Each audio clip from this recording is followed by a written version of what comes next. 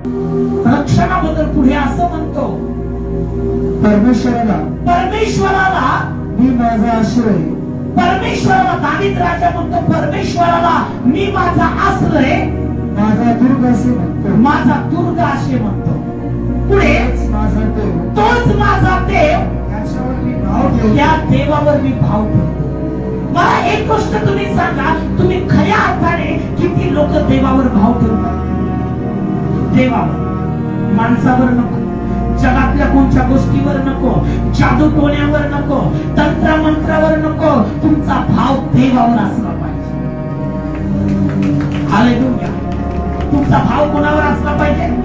देवावर असला पाहिजे. कारण देवाशिवाय या जगामध्ये, या पृथ्वी तलावर, स्वर्ग आणि या पृथ्वीवर कोणीही मोठा नाही. देवाशिवाय या पृथ्वी तलावर किंवा